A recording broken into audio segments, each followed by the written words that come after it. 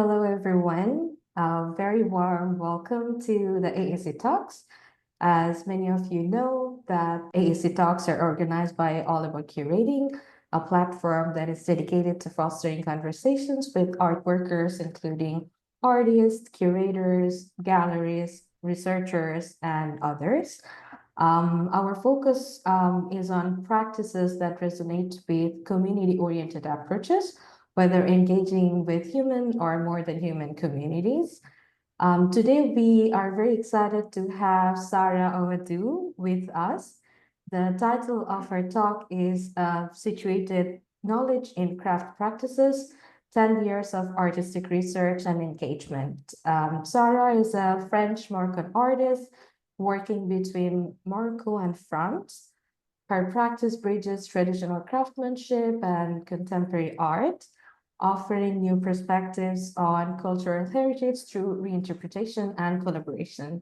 Without further ado, I would like to invite Sara to take the stage and also share her work with us. Thank you very much. Thank you for the invitation, and thank you for people who join and are going to listen to me. I'm very happy to be sharing a little bit about what I intend to do and what we are trying to do with the community of craft people, firstly in Morocco and then elsewhere. So I'm French-Moroccan artist, and I was born in a family where craft was at the center of our life, crafting and farming, both of them, because they work together. Farming people craft every day for our everyday life and everyday basic needs. So I grew up in south of France, going back to Morocco every year, and in both sides, we were in the farm with my parents and grandparents. And so growing up in that type of education, I naturally had this specific affection for craft communities, was passionate about craft, but what I like the most is it's the people. It's the people I meet with, I stay with, it's what we learn together. And I really love that exchange we have.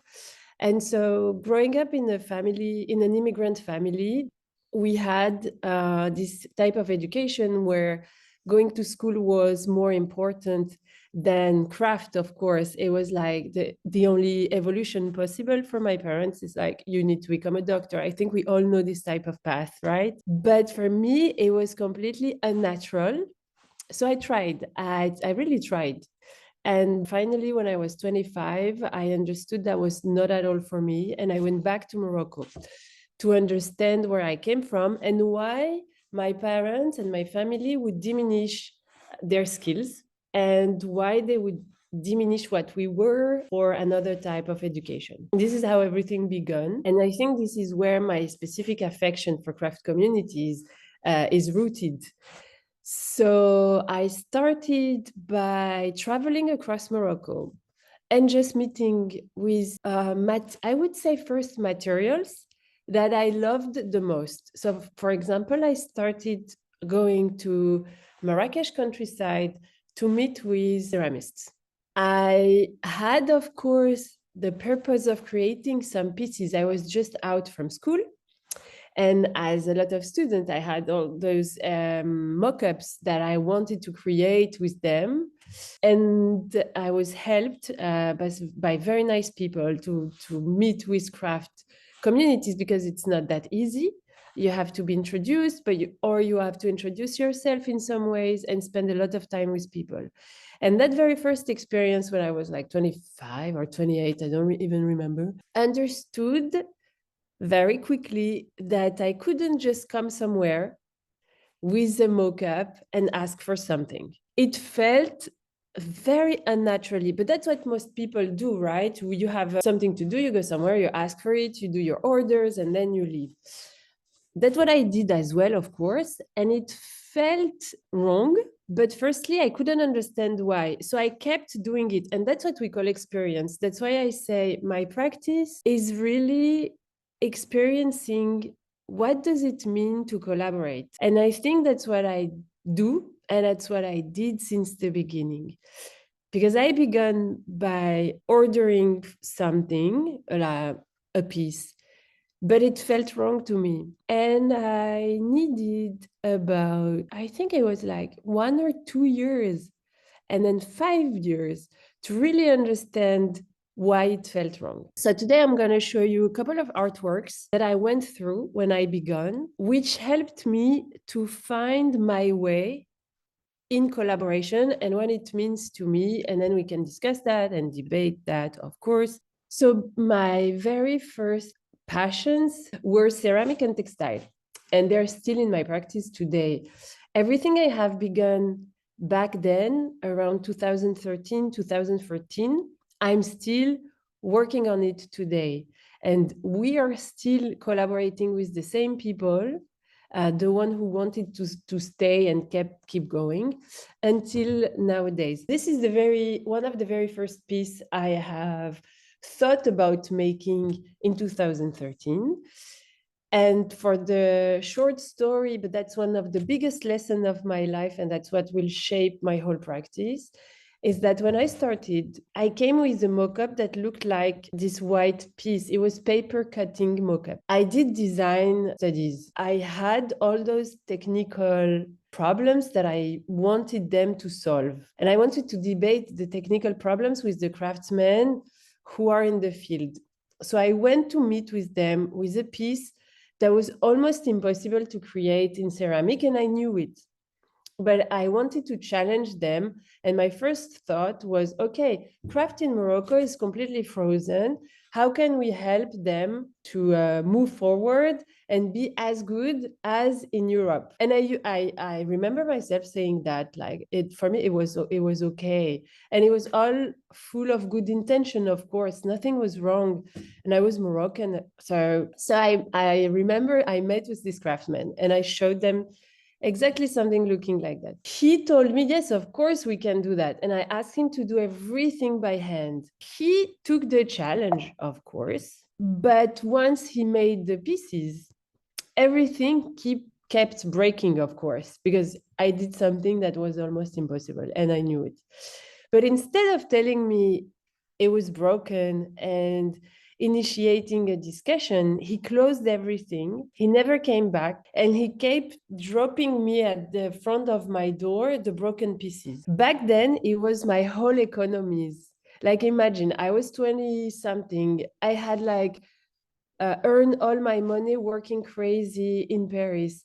And I saw everything, just all my dream was burning, and he was not even coming to talk to me. He was just dropping the piece and disappearing. And one day he completely disappeared. And so then I thought, okay, here my way of doing is probably a problem. And this is how I encounter all my way of working for the next 10 years. So I went looking for this guy for months until I found him to discuss and understand what happened.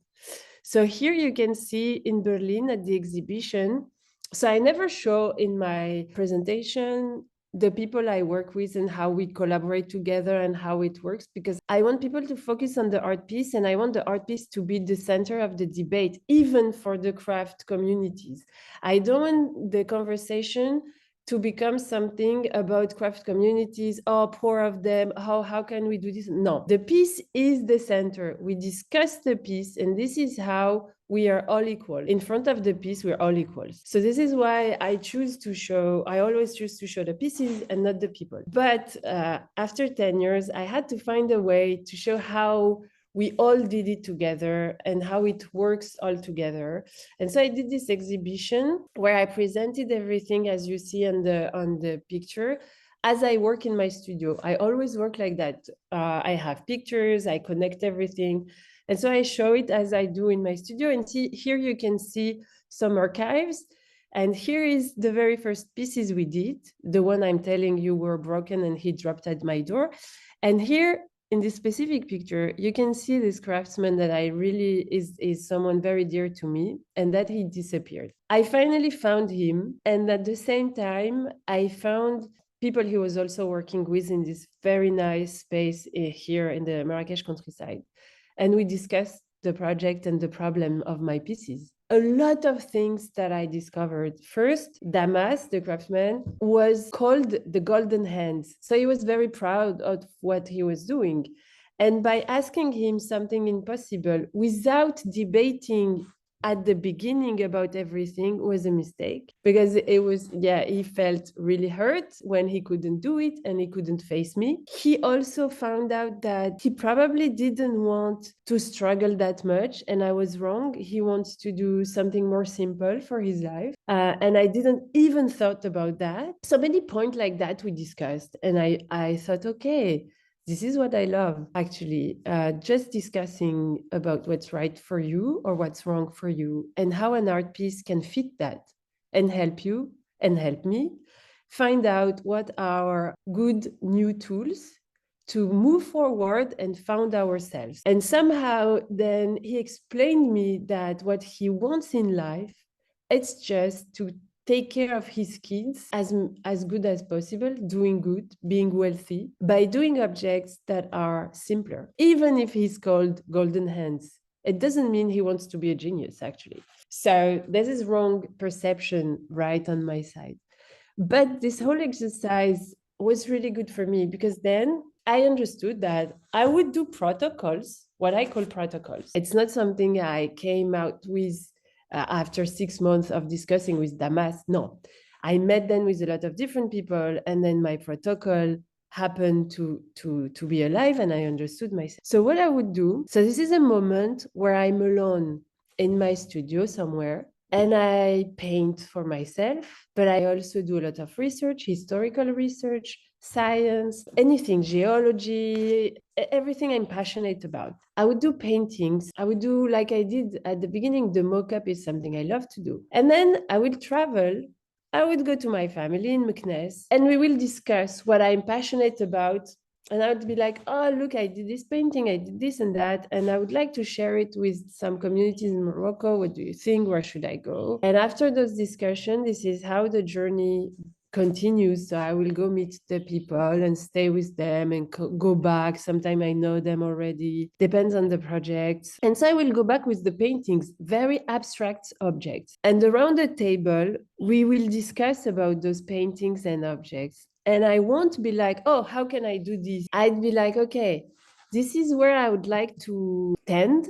What do you feel about it? And through discussions, I will understand what they want to learn. They're going to understand what I want to learn, because by seeing the drawing, they will understand where I want to go. But we will take time to understand what they want, where they want to go as well. And then we meet at the middle. I rethink the art piece. So most of the time, it never looked like what I paint, but we will meet somewhere. The art piece can become the space where we can provide the tools they will ask for, the books they will ask for, the history they want to navigate. And it's completely very eclectic. It's always something different, depending on if we are with ceramists, jewelry makers, weavers, depending if we are in the north of Morocco, the south, in the countryside, in the city. It's always different constraints they're facing and different needs they have. And so the art piece is the key to those needs. So here for the embroidery, for example, it started the same year, 2013. I went at the school, craft school of Morocco in the North Morocco. After discussing with my mom, I understood and I remembered from my childhood, one of the most appreciated embroidery from Moroccan ladies is the one of Tétouan city in northern Morocco. It's also one of the embroidery that, as the young generation, we find old-fashioned. So it was interesting to me in terms of a generational clash. And I wanted to understand who was keeping doing this type of embroidery that we all find completely old-fashioned. And so I met with a class of young ladies between 13 to 25 years old. In Morocco, we have craft schools held by the government, which is very nice, actually. But the way of teaching is super traditional. So for years, the group of ladies will learn how to make their wedding set. You can't see it, but it's here. But the wedding set, you know, we all have it in our cultures. So they're going to learn how to make their wedding set in the perfect way. The specificity of the embroidery of Tétouan, it's that it's flowers, and they represent their aristocratical society. So it's high society. That's something very, very important to those young embroiderers coming from poor families in the countryside, because if they master the embroidery, they're also good for wedding. So it's all socially something that to me was very questionable as a young Moroccan woman as well. But learning from my first experience in Marrakesh, I knew that I couldn't go there with all those Western thoughts, because you never know. So I went there very genuinely just to understand. And I came in a class with very nice ladies. And the first day I asked them what they would like to do. And back then I had the same haircut as today. As this is very important. I had short haircut in a very traditional city, religious city, with no veil, no djellaba. And as you see here in the picture, they all are wearing veils. And so the day after I came and I asked just for what they wanted to do, if they were okay to renew embroidery, to do some exercises with me, we could discuss the type of exercise. The day after, when I came back at school, it was not 20 students that were in front of me, but only 3. All the rest didn't came because their parents were too scared to have someone coming from France with short haircut telling their kid what to do. And that was also one of my biggest lessons. And that will also shape my whole practice after. But I couldn't know, no one can know actually. You only can know this type of thing by experiencing them with as much humility as you can. It's the only way. So I asked those 3 students to help me. I was like, okay, I completely understand. Let's go to meet the parents and introduce myself, if this is how it works. I understand. My parents are Moroccans. I mean, my dad, they would kill someone if he come at the school to teach me Western way. So it's okay. So we took a whole week to go to every family, meet with the parents, the fathers, the mother. We went to the countryside. We met with everyone. I introduced myself and students came back. But they came back doesn't mean they wanted to participate. This is also something in my practice. Only people who are willing to participate can come. No, there is no obligation. If someone says no, it's no. We don't do it. If someone says no to an art piece, the art piece is not out. It doesn't exist and it's totally fine for me. We do something else. Those 3 students actually collaborate with me, but the others were there and they were participating, just not doing, but they were with us. It was super fun. And the very first thing they wanted to learn was fashionable items. The very first question was, okay, Sarah, how can we do fashion items using our embroidery? So then I took the opportunity with those 3 students to begin by analyzing the pattern of Tétouan, this aristocratical pattern.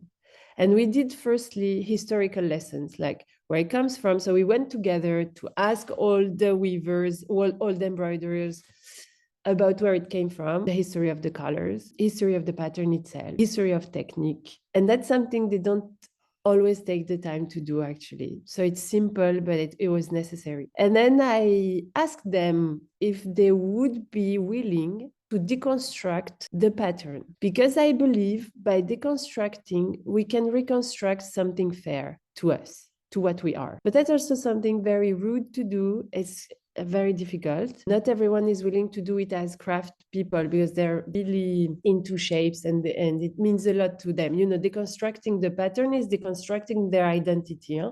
It's the same thing. So I asked them if they would be willing to do so. Of course, they said no, but they would be willing me to do it. So this is how my very first art piece went out. And this is how I understood that I would think about art pieces and I would ask them for the exercise. And so I deconstruct the pattern. They embroidered the deconstructed pattern on sweatshirt. And by doing the gesture of embroidering something that they knew, but they completely broken, made them think about their identities. And we could debate and discuss while they were doing the embroidery. And this is where I understood that the art piece has to come from me. And I'm still an artist. And not everyone in front of me is an artist or want to be one, or not everyone knows where they are standing. And it's okay for me to admit that I love to do art pieces and I would do the art piece after discussing what they need. And so this is the first exercise from my protocol, fashionable at theme with deconstructed pattern. We sold those pieces in Paris. I came back with the money. And also this is where I trained my economy. Once back with the money, I asked them what they wanted to do next. I knew I wanted to introduce new tools. And so firstly, one of the young lady and one of the master I encounter in the city, I'm not only focusing on the students, because then we met a lot of people. And so anyone who wants to join is welcome.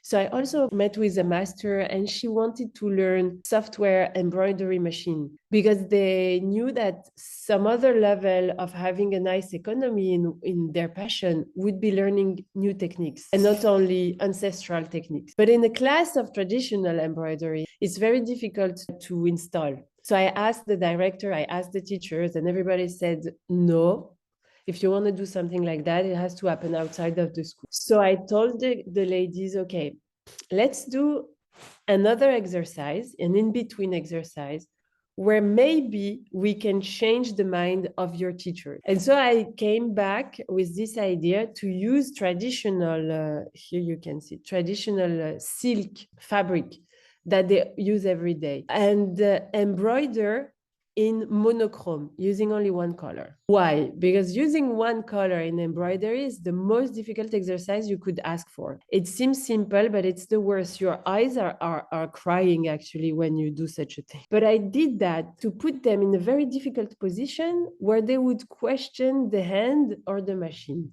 And it happened, of course. It's so difficult that it happened very naturally.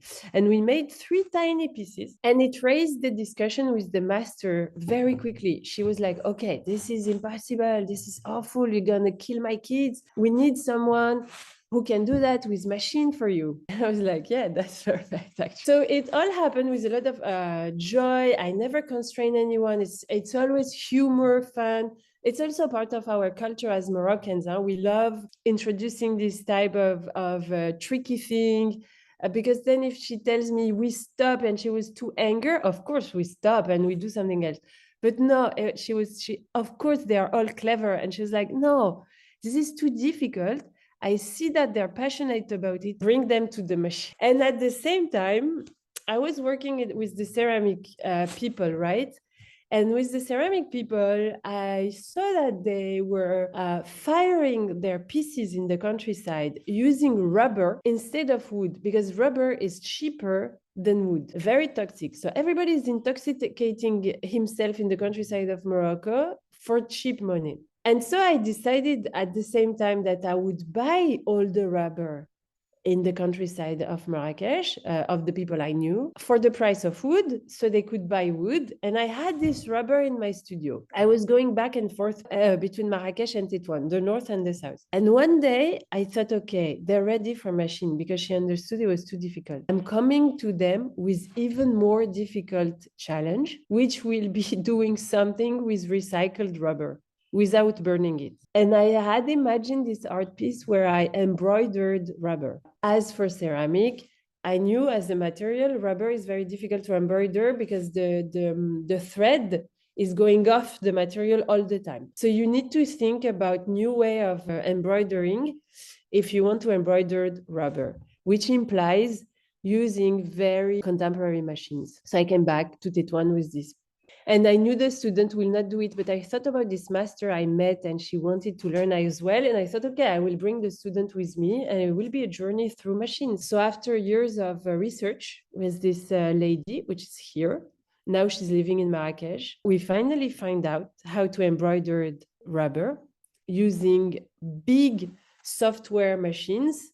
So it's machines that we all know. We all embroider everything with those machines in China, or everything you're wearing nowadays. We did the very first piece by using the machine of someone else. This is the very first piece we did. No, actually, this is the second one. This is the very first piece. So as you can see, all the exercises are combined in this art piece. The deconstructed pattern, the new material coming from trash, and the new technique.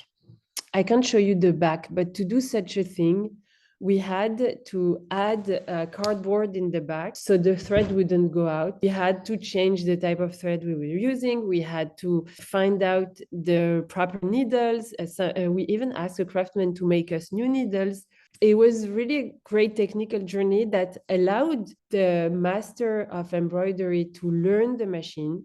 And after selling a couple of art pieces, asking her to work on them, paying her as much money as needed so she could have the time to think about the technique, because this is what we do. I buy time of research. We need money to live. We need money to feed our kids. And we are in this very precarious economy. And so I knew very quickly that money is going to be the key. If we want to have time to think about new tools, and if we want to be willing to learn new things, we need the money to live and the money to research. By selling those pieces, we had enough money and she had enough money to build up her own company at the end. And she began even to have side projects. And so this is how we could make 15 pieces of those and being able to live, both of us, from what we were doing. And nowadays, she is completely autonomous and she has her own pieces. The thing she wanted to do in her life was embroiders everything, butterflies, stars, the traditional patterns, using the machine. And that's what she did. So this is the aim. The main purpose of my project is to bring us to this autonomous space where we are true to ourselves and we are able to do what we love, evolving as we want to, and using craft to do so, even if it means sticking to traditional ways or if it means learning a new path. This is what the art piece actually allow us to do. I hope it was clear, but I think I have went through almost everything I wanted to tell you. And yeah, now I'm open to question. I think those are other pieces we made through the time using embroidery on rubber. Thank you so much, Sarah. Thank you very, very much for sharing your practice, which is very honest. I personally feel I had the pleasure of visiting the exhibition in Berlin at the IFA Gallery with the team of Art Intensive Berlin in last October. And the whole experience was really what you shared in the beginning, that going to your journals, getting to have an understanding of your process, basically. I have one question that, so in your work, in what you said also in the very beginning, that it's also like really to understand that how to collaborate. So this whole journey of finding or exploring how to collaborate, I understand that it's also a matter of long conversations, long negotiations. And would you like to share any experience or maybe any moments that you also mentioned at some point that you also stepped back from your Yes. ideas? Would you like to maybe talk about like something a little bit more on that note? Because I think like in a lot of the cases, what happens that which I personally find very problematic, that artists or researchers or scholars goes to in certain communities within the framework of community-based practices, and they do something which is kind of imposing onto the community, and they come back with the work and the essence of community is completely lost. Turns into a very extractivist mode of operating. But in your work, how I understand it, that it is the truest meaning of collaboration. So I would be curious to know or interested to know, like, when do you decide that to, okay,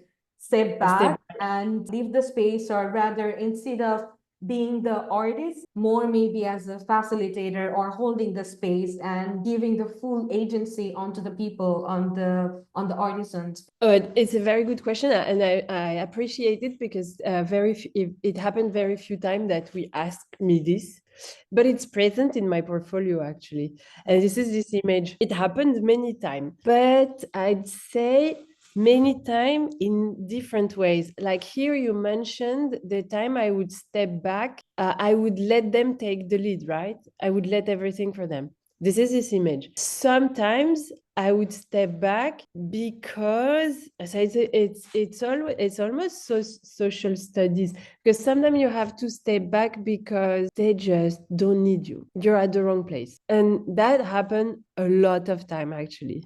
You assume something, you came somewhere, and then it's obvious that they don't need you, and it's gonna be a catastrophe. It's gonna be a disaster if you stay here. Sometimes I engage to actually show people the different paths with as much as honesty as we can. It was 2015. I was invited by Italian people. So first, you're invited by Italian people. It's weird.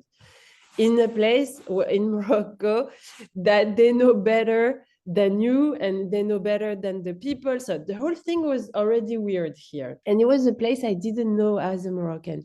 It's 45 minutes far from Marrakesh. It's at the bottom of the highest mountain of Morocco, Toubkal. It's a very touristic spot. Every tourist who comes to Morocco in Marrakesh do a one-day trip through this village called Imlil. And during the winter, it's all white. And if you go into it, that's what we did. So they invited me into the very remote village of that specific area. And I thought, this is a great place to think about geographical struggles in Morocco. Because in Morocco, when you're in a remote space, and I knew it as a kid in Meknes because we lived in a farm, 45 minutes far, walking distance from the road. We had to walk as kids to get the cab to go to the city for 45 minutes to 1 hour to go to school. My cousins had to do this to go to school. So it was interesting for me to go back to this type of space, even socially. So I went there with this feeling that it was already wrong. The invitation was already weird, but still it was too interesting. So I went. I was attracted by the idea. I arrived in this village and I met with families, with kids, awesome people. They already had studio in the village where they weaved all together. The studio was financed by Spanish and Italian people, the one who invited me actually. So that's for me the first time I encountered that type of economy.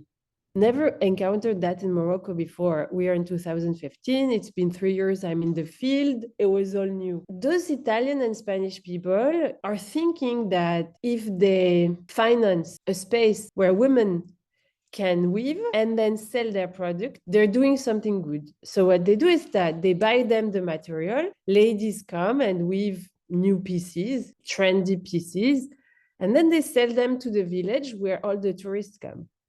The idea is very seducing. When you arrive, it all worked. So I thought, okay, this is quite nice actually. But then I spent 2 months in the snow with them every day, with no communication, with no cars, with nothing.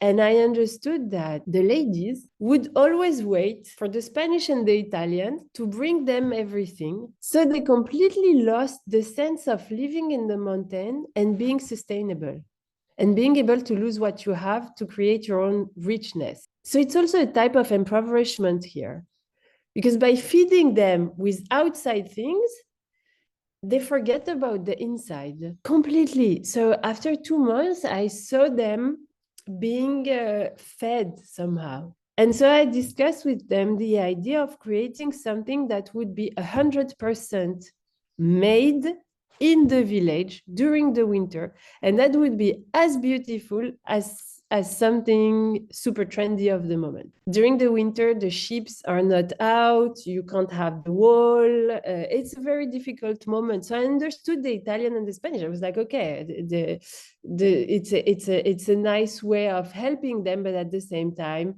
it's a way of killing them. So I asked them we discussed, and they told me there is this old way of weaving using old fabric, boucharouet, which is very trendy. Everybody loves it in Marrakesh. I was like, yeah, okay, let's do so. So let's find out all the old clothes you have at home, white or whitish. And during the whole winter, we're gonna weave, and we will never stop weaving until the winter stops. And so we came out with huge piece of weaving, like 10 meters by 4, white. And we covered the village with those things like big covers for the houses, and we made the pictures. And then when spring arrived, I thought, okay, let's sell them to the village and make some money and continue. Now you know how to make something from your own without waiting all the time for someone from the outside to feed you. And they said, oh, the ladies were super happy. We were all happy about the idea, and it was okay. And we went down to the village and we tried to solve the carpets. We couldn't solve them. And one day, a man knocked at my door, and he told me, "You have to come. They are shutting down the studio." So I was, we were all in shock. I went to the studio and I found out a bunch of men, and they were in front of the studio, and they told me, "You are teaching our ladies to be independent." And it was a problem, not for the husbands of the ladies. I had in front of me, I think, some representative of the city. I tried to understand like what was going on. Don't shut down everything. And they were like, "Look, either you stop, either we shut down everything, and even the Spanish and the Italian won't come back."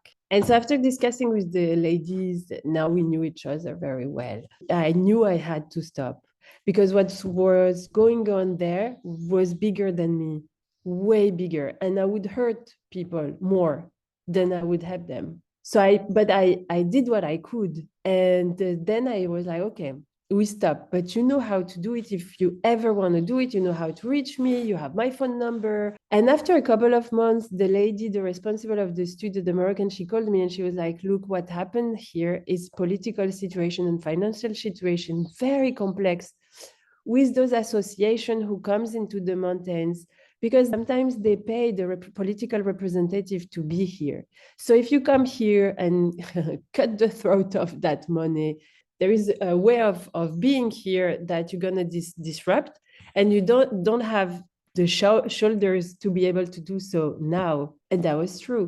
So I stopped. And I think that was the most intelligent thing to do, not to fight to kill everyone. That's completely stupid to me, even with the best intention you could have. And I kept going back to Imlil, see my friends, and drinking tea and having fun. And the association is still there.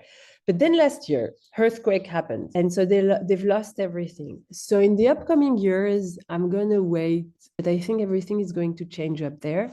And I probably will go back. So this is one type of very tricky situation. And this is something, same, you can't know if you are not experiencing the field. Absolutely. I think this is very, very important that, like disrupting even with your the best intention, but you cannot just impose you are, even though you are Moroccan, but in that particular context, you are an outsider and you cannot, yeah. Another question I have, like, I'm always curious that what happens next, what's after. In the exhibition in Berlin, in the display, that was the title of the exhibition. So you also displayed the artifacts developed by or created or produced by the artisans.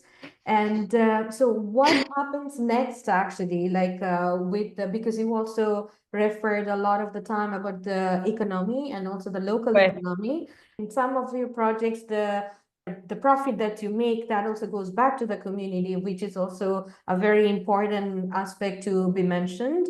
But what happens to the objects that they make? Where are they, or where do they belong? So two things. First, the art piece, it's clear that it's mine most of the time, except when it's clear that it's a completely collaborative one. So it belongs to both of us. That doesn't happen many times, because when I explain them the economy of an artist, which is you create something you're not paid for, and then you wait for this, you wait for the moment when it sells, and then you get your half your percentage of the selling. So when I tell them that, they always are like, "No, pay me and then wait for years and get paid." That's also a very interesting question, because it's a different type of economy. So when this is the way, of course, I negotiate with the person who I negotiate or not. It depends if it's me who pays or the institution or whoever. I always pay them really, really well. When I announce my price, sometimes we lose the command that people can't move forward. But this is not negotiable on my side. They need to be paid well, because then I sell the piece. If I sell it in 10 years, I sell it for high price. This is high profit. I know I'm going to come back and continue, but still. So when I say I buy them time, I really buy them time, paying them really, really well. And this is the first thing after discussing the type of economy they want to choose. If we are lucky, and this is what's happening after 10 years, the institution is willing to even pay me the time of thinking, because most of the artists were not paid. Huh? I spent 10 years not being paid. Now I am a little. And so I can negotiate for me and for them, which is great. I find it great because we're becoming really somehow at the point where we can be almost equals. And now at the same time with this thing that I'm also sometimes paid for my time of work, some of the people I'm collaborating with are creating their own objects, right? For the embroiderers, for example, she has her distribution passes. She doesn't need me. I need her more than she needs me. She sells to hotels in Marrakech. You can see her. I mean, her products are very, very simple. She sells everywhere. Enfin, c'est cool. You go to her, you order whatever you want. She's happy. For the ceramist, I'm going to show you a picture. We reach the moment where, because they create their own object, doesn't happen from day one to day two. Huh? It takes 10 years that they're willing to allow themselves to do something, or that they knew they want to do something for themselves. It's a long path, not a path from day one to day two. And that's what I'm showing in the Museum of Contemporary Art of Marrakech. It's the different steps through 10 years of creation. So the ceramist, she is creating her new collection of objects. It's not orders from other people, it's her inventions. And that's new to me. That's exactly where I wanted to be for both of us. I'm so happy for her. But now, this is a new exercise for me and for her. It's to find the distribution path. I don't have the solution yet, but with the MACAL, the Museum of Contemporary Art in Marrakech, we are looking for the solution. And she's also looking for the solution, because one thing also you have to think is that my distribution path does not suit them. For example, the ceramists, this is her creation. She wants to make a collection of bags made by ceramic. It's such a great idea, but where to sell that? My distribution path, which are the museums, the galleries, she doesn't want that. She hates that, actually. She's like, okay, I love to come to the openings, it's fun, blah, blah, but this is not my thing.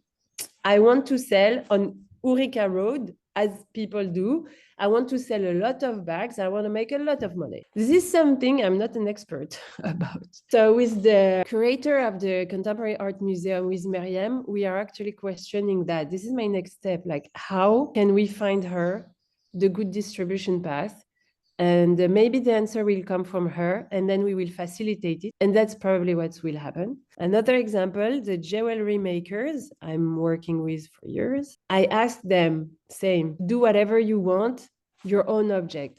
What did they answer me? We already have everything. I love our culture. I love what we are doing. Can you just help us to display it the better way in the Medina so we can sell it for as much money as the outsider, with great shops, with those pop-up stores, those whatever coming from big cities are opening in Marrakech, and we can be as good as them. So I decided to create a display where the curator of the exhibition, Mariam Barada, displayed their object. And so then the object becomes something more valuable to the new codes of our society. So this is how I answer. When you were working with community and when you were talking about collaboration, I think this is the truest and honest, again, I'm repeating it once again, the truest and honest way of facilitating that. Sometimes you don't need to be the artist in the moment in the space, as you said, that they don't need me, and which is true maybe in many cases, right? And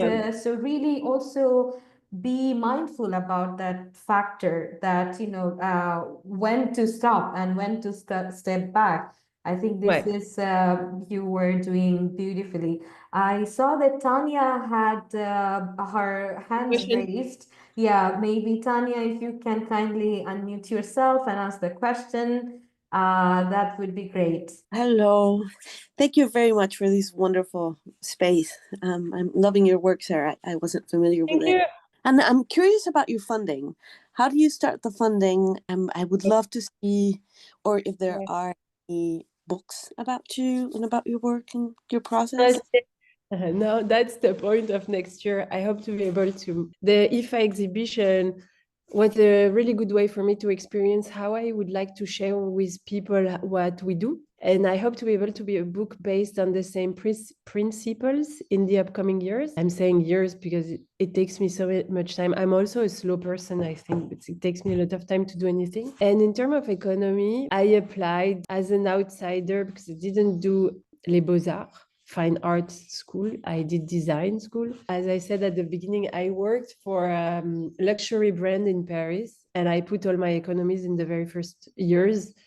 I was used to make money and come to Morocco and spend it into the experimentations. And at the same time, with the first collaborations and projects, I applied for as many applications as I could. And the very first one who helped me was actually AFAC, Arab Fund for Culture. Those are the ones who helped me a lot. And this is how I kept going, working side works and applying as many times as I could. In listening to you and the type of process that you have, I was thinking there is a lot of money available for cultural cooperation. A lot of the structure of your project follows the line of international cooperation. A lot of it, and that's why I was so curious, because it's you bridging that line between what international cooperation would see as a collaborative cooperation and a cultural impact. You have everything that an international cooperation process would call for. It would be very interesting. Actually, it's very interesting that you're saying it. This is why I like some research on this, on the prospects of cultural cooperation in not only art but just cultural production itself. And listening to you, it seems like you could ask for this kind of grant. I never thought about it, to be honest. I mean, I never felt eligible for this type of grant, but I think I kind of see what you're talking about, because I think all my friends who have cultural spaces in Morocco, they apply for those. But as an artist, I didn't thought about that, but I should look for it. But it's super tiring to do it, to be honest. It's so tiring. It's so much work that somehow sometimes it's easier to be completely autonomous, sell and reinvest. If I'm honest with myself, I did so many applications in my life that sometimes I'm like, okay, independence is the best way, because it's on us. It works. It entertains itself. In fact, once you sell and you find the right way, the right path and everything for everyone, après c'est l'autoroute. It works. I arrived to the point where I believed in that, seeing all my friends applying for everything and having their space that are funded, but also I never found myself eligible for those big funds. So maybe I should reconsider and do some researches. There are smaller grants, and I'd be more than happy to share them with you. Yeah, thank you very much. Thank you. Yeah, it could actually help. But yeah, I have to say at some point I was really tired with the applications and the emergency to apply. You know, you're in this thing where you're always in the emergency to have the money for the next thing, and not letting people waiting for too long. Wonderful work. Thank you. From All About Curating, we are actually discussing the methods and labor and the ecology of funding, and also the agendas also that oftentimes comes with the funding. So that's also things are, to be negotiated and also thought about, and yeah, all the labor and time and energy and preparation. So that's a lot of effort and could be draining as well. That could be a conversation for a whole conversation for another day. If no one has any more questions, we can wrap up for today. Sarah and I, we both are currently, I'm in Bangladesh and Sarah is in Morocco. So we are culturally, we are celebrating Ramadan. So we can close for today. If anybody has any question regarding all of our curating or AAC talks, or if you would like to collaborate or present your work, please feel free to reach out to us. So we do the AAC talks every 2 weeks. I invite you all to join us next time as well. And for today, thank you so much, Sarah, for the Thank you. presentation. Thank you. No, it was my pleasure. Thank you very much. Bye-bye.